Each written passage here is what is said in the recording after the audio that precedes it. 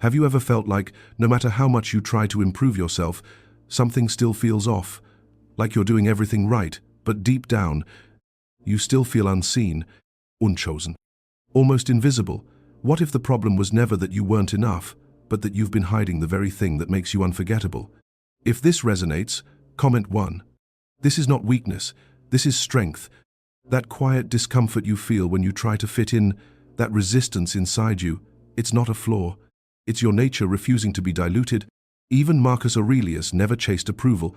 He ruled an empire, yet his greatest focus was mastering himself, and Epictetus, born a slave, became one of the most powerful voices in philosophy, not by being loud, but by being unshakable within. They didn't try to be remembered, they became impossible to forget by being real. Today, you will discover the hidden traits that make someone quietly powerful, the kind of presence people feel long after you leave. Stay until the end, because the final insight will redefine how you see your own identity. Imagine this: you walk into a room, conversations are loud, people are trying to impress, to entertain, to be liked. Most people shape-shift, they adjust their tone, their opinions, their energy, just to fit in. But you don't. You observe, you listen, you speak only when it matters. Most people think being loud earns attention, but you understand that silence creates gravity. This is not passiveness, this is control. Socrates believed that wisdom begins in recognizing what you don't need to say, and when you stop trying to fill every silence, your words begin to carry weight. Now think about growth. Imagine a version of you constantly trying to become someone else, changing your personality depending on who you're around. Most people call that improvement, but you see through it. Most people grow to be accepted, but you grow to be aligned. You don't abandon yourself to evolve, you refine yourself. This is not confusion, this is clarity. Seneca once said that as long as you live, keep learning how to live. And real growth is not about adding more, it's about removing what was never truly you. If this hits, comment 1. Imagine standing in front of your own past, your mistakes, your flaws, your insecurities. Most people run from that. They hide it. They pretend it never happened. But you face it. You don't deny your story. You own it. Most people believe flaws make them weaker, but you understand something deeper. Your scars are proof that you endured. This is not brokenness. This is evidence of strength. Carl Jung said that what you resist persists, but what you accept transforms. And when you accept every part of yourself, you become untouchable, because no one can use your truth against you when you've already embraced it. Now imagine something even more subtle. The need to be chosen. Most people are waiting for attention, waiting for validation, waiting for someone to say, you matter. But you stop waiting. You choose. Most people chase connection, but you create standards. This is not arrogance, this is self-respect.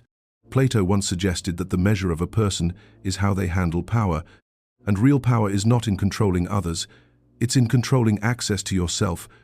Think about how your life changes when you stop asking, do they like me? And start asking, do they deserve me? Everything shifts. Imagine being called too much, too emotional, too intense, too different. Most people hear that, and they shrink, they soften, they become easier to handle. But you expand. You refuse to dim your light just to make others comfortable. Most people numb their emotions to survive, but you feel deeply. This is not sensitivity, this is awareness.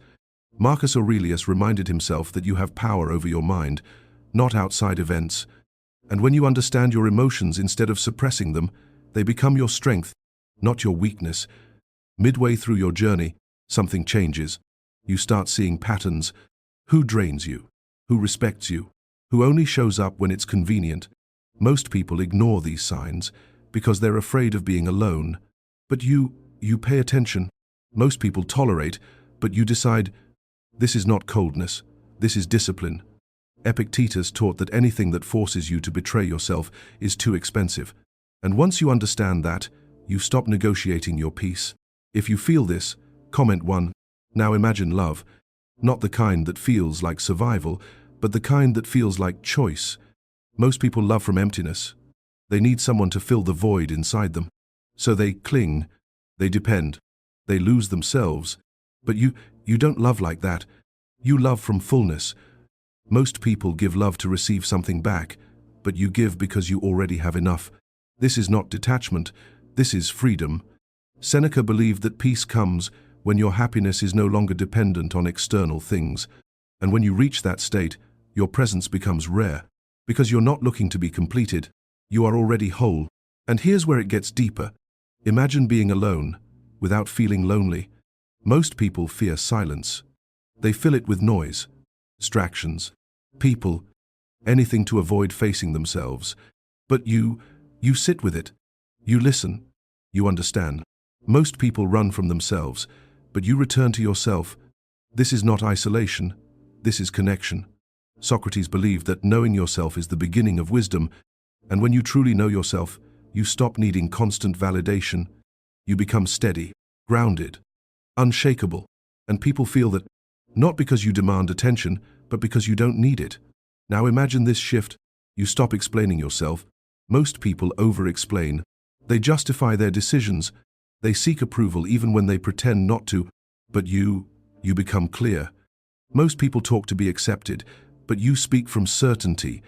This is not arrogance. This is alignment. When you know who you are, you don't need to convince anyone. And that silence, that calm certainty, becomes your power. There's something almost invisible about it. You don't argue, you don't chase, you don't prove, and yet people notice. Because most people are used to noise, they are used to performance, they are used to desperation, but you bring something different, presence. And presence is rare. Now here's the truth most people will never admit. The reason you feel different is because you are not meant to be like them. You were never designed to be easily understood. You were never meant to be easily replaced. This is not loneliness. This is rarity. Most people spend their lives trying to be liked by everyone.